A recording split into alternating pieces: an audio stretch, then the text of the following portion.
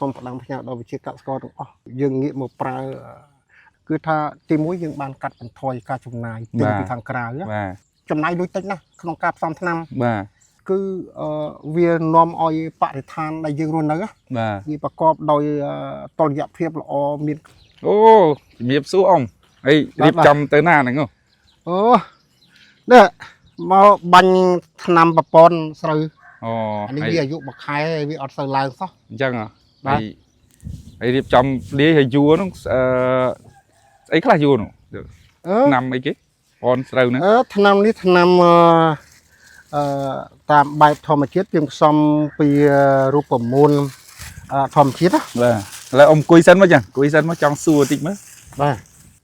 ông ai chờ này nòm chung một tịnh máu hay phun khùng anh này nhom chung phần sạc khống nơi phun cả đà không bằng press sọc ba phần đông khai privé và hay có điện khơi ông vua màu này nào mấy nhà nó ấy kia năng ông nắng thằng nam gà thằng mê chi bầm pòn xong pi pòn món hay mi xong được luôn dướng ô chắc bên là mê chi những ông mà xong được luôn ấy bên chăng à ồ hay xong mà mê chi đứng dương pra từ lư tại tầm năm sáu rồi có miền hết tầm năm ít sen kia lấy ọt chưa tế cứ bờ dây pi tầm năm phần lai để dương đạm hộp được luôn ấy nữa mà dương pra ban hay là o dương vì miền thập cho trăng hay vì ọt sư bạc bọt ở thuộc phim ấy chăng hay còn na vì miền sư on chắc em do vì mà pra tiền mà cho tệ tôn đừng tầm năm vậy vì miền sạ sầm khăn đấy là để về dương đạm tầm năm hay dương pra bỏ dương điện và là được luôn ấy điện mà bằng dây tầm năm với tam cặp bớt bớt tầm năm slugคือกับพลายนั่นคือดัดตือละอสลักเบอร์ยังดำปลายลวกสลักไปทอมไอ้เบอร์พลายไว้ทะลุให้สาระสำคัญว่าวิธีมุ้ยยังจำนายโดยตินะขนมกาบสามทนำจังการยังดำตำนำในขนมเตียบยังคือถ้าตีมุ้ยยังบานกัดเป็นทอยการจำนายเป็นไปทางกลางให้ที่พิจิตยังบานดำใบไทยสกปรกบ่อยเยอะบ้าสกปรกยังบานละอเลยท้าวิอดซื้อกัดนี่จะวิจะหบจกวิอดปะปอดสกปรกเตะบ้าโอเคให้ปัญหามือติดคือเวียนอมออยปะทานได้ยังรุ่นนั้นมีประกอบโดยตอนหยับเพียบละอมีนจอละกะมีนใส่จะมีถ้าจุยบ้าวิจุยดอกปะทานบ้าในเอาวิอดมีนคลันไอ้ได้จิตปุ๊บปะปอดสกปรกเตะบ้าông miền Bắc để tôn nâng chiกับปอกกูกันนั่งมายืนซ้ำสมัยปฐมทิศดาวปีน้องเตี้ยยืนหรือก็ไม่ยืนปลาแต่เลยสาวได้หรือก็ดำน้ำได้นั่งông miền Bắc luônไอ้บ้านั่งยืนtớiการถือสายนี่มันปลาเวียแต่มามุกเตะอันนี้สำหรับคนบำปอนอ้อยดำสาวอ๋อเมียนสลักปลายยังเติมนะปลายจังหล่อ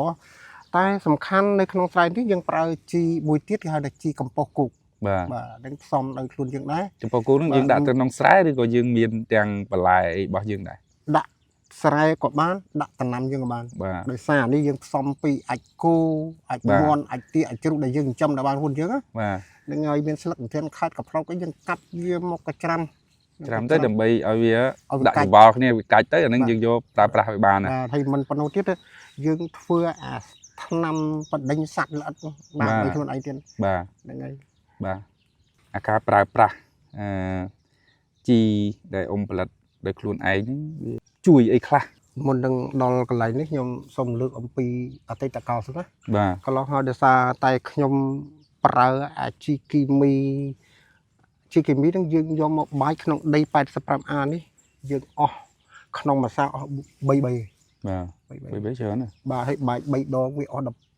bùn bùn bay chắc bằng cách lôi rọt liềnแต่รู้ว่าខ្ញុំปาពីឆ្នាំនេះខ្ញុំចាប់ដើមដោយសារខ្ញុំបានទៅសិក្សាអីចឹងណាបាទទៅផ្នែកបងប្អូននៅខាងសហគមន៍ផ្សេងគាត់បង្ហាត់បង្រៀនមកខ្ញុំជឿយកមកឥឡូវខ្ញុំបានផ្សំឲ្យធ្វើ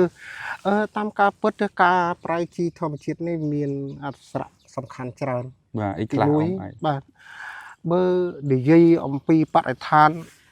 ស្រែរបស់យើងបាទទីមួយធម្មតាស្រែមានទឹកមានត្រីចឹងកាលណាបើយើងប្រើជីគីមីបាញ់ថ្នាំទៅត្រូវងាប់អស់បាទនឹង ដល់យើងប្រើអាជីរបស់យើងផលិតនេះគឺផលបានទាំងសងខាងទី1ស្រូវក៏បានផល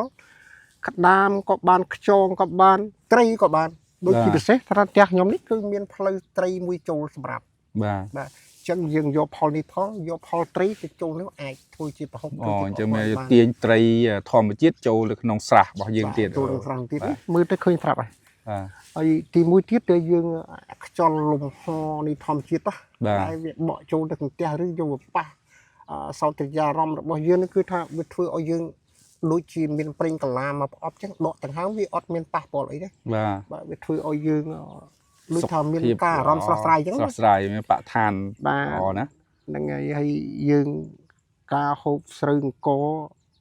បស់យើងធ្វើនេះជីយើងនេះហូបអត់ភ័យនឹងមានបារម្ភអីទេ បាទ ការដំណាំរបស់យើងអត់មានភ័យថាខ្លាចប៉ះពាល់សុខភាពអីចេះចុះគឺអត់ទេ បាទ ដូចខ្ញុំនិយាយចឹង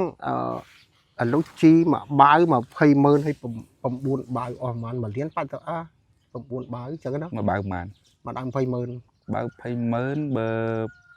9បាវវា នឹងជីប្រដាក់ណា ទីដា ជីប្រដាក់ហ្នឹងឯងហើយ9បាវ9 2 18 1លាន80សូមផ្ដាំផ្ញើដល់វិជាកសិករទាំងអស់សូមឲ្យងាកបាទងាកបាទយកយើងងាកមកប្រើរៀនផលិតរៀនធ្វើដោយខ្លួនឯងកន្លែងណាព្រោះអីចេះការផ្សំនេះដូចអត់មានពិបាករកផងនៅកលឹងផ្ទះយើងមាននៅក្នុងផ្ទះយើងមានអាចជ្រូកអាចមាន់អាចទាអាចគោចឹងអស់ទាំងនេះហើយដែលនាំឲ្យយើងហើយការប្រែជីអាចគោមានអានេះរបៀបធម្មជាតិនេះដីអាចធូរដី បាទ ពេលនេះយើងឥឡូវមិនបាច់មើលទេនៅក្មួយមើលអាចចលៀនណាគ្នា បាទ កាលប្រៅជីតគីមីអត់មានអាចចលៀនទេ បាទ ព្យួរអត់មានចលៀនទេអត់មានខ្មុលដីទេឥឡូវមើលទេមើលបន្លែងតែអត់ជឿខ្ញុំណែ ឃើញបាទឃើញបាទ ឃើញ ឃើញបាទ มันរឿងពិតអញ្ចឹងបានគេថាកាលដែលខ្ញុំប្រើមុនទៅរត់តែចលៀនផ្សំថ្នាំមួយបាន បាទ តែឥឡូវនេះមើលអាចចលៀនអញ្ចឹងដីនេះបធូរហើយអញ្ចឹងបានសុំផ្ញើផ្ដាំផ្ញើដល់បងប្អូនប្រជាកសិករទាំងអស់ទៀតណា បាទ សូមឲ្យនឹកឃើញដល់គ្រាដើមដែលដូនតាយើងបាទគាត់បង្កល់ទុកឲ្យគាត់ធ្វើស្រែតែទឹមគូទឹមក្បីអាចគូអាចក្បីដឹកដាក់ស្រែឲ្យស្រូវគាត់ដៃខ្វះពីពេញចង្រុកអត់ដែលជាពាក់បំណុលគេទេ បាទ ចំណុចមួយទៀតដែលសំខាន់គឺកាលណាបើយើងប្រើជីធម្មជាតិនេះវាជួយដល់បរិស្ថានរបស់យើងបានល្អទី1បរិស្ថានគឺជាកន្លែងរស់នៅឬក៏កន្លែងយើងធ្វើការឬក៏ទីកន្លែងដែលយើងធ្លាប់ឆ្លងកាត់ដោយចុះដល់ឡើងអញ្ចឹងបើសិនជាបរិស្ថានយើងល្អហើយសុខភាពយើងក៏ល្អបាទកាលណាបរិស្ថានយើងបានល្អហើយអ្វីក៏វាប្រសើរឡើង បាទអរគុណអ៊ំសម្រាប់ការចែកម្លែកនៃបទពិសោធន៍ជាក់ស្ដែងហើយនេះមែនជាសារសំខាន់ដែលអ៊ំបានចែកម្លែកជាពិសេសទៅលើការផលិតជីធម្មជាជីអីជីពងមាន់បាទជីពងមាន់ហ្នឹងមិនសម្រាប់តែដំណាំស្រូវទេគឺមានបានដំណាំគ្រប់ប្រភេទបន្លែផ្លែហើយនឹងស្រូវដែរអញ្ចឹងណាហើយល្អមែនតើដែលយោបល់របស់អ៊ំ ដែលបានផ្ដាំផ្ញើទៅដល់ជាកសិករណាបើបានចេះផលិតជីខ្លួនឯងហ្នឹងគឺកាត់បន្ថយការចំណាយហើយអាការផលិតនេះអត់អស់ចំណាយដើមអីច្រើនទេហើយភាគច្រើនយើងមាននៅក្នុងផ្ទះរបស់យើងអញ្ចឹងណាហើយបើសិនបើយើងផលិតបានយើងប្រើប្រាស់ទាំងដំណាំស្រូវដំណាំបន្លែអីហ្នឹងធ្វើឲ្យសុខភាពយើងល្អហើយអត់មានការចំណាយច្រើនហើយពិសេសនោះគឺចូលរួមមានថាចូលរួមថែរក្សាបរិស្ថាន យើងឲ្យបានស្អាតទៀតអញ្ចឹងណាបាទហ្នឹងហើយឃើញយោបល់អ៊ំនឹងការចែកម្លែកអ៊ំល្អមែនតើណានេះខ្ញុំមើលឃើញទៅអរគុណច្រើន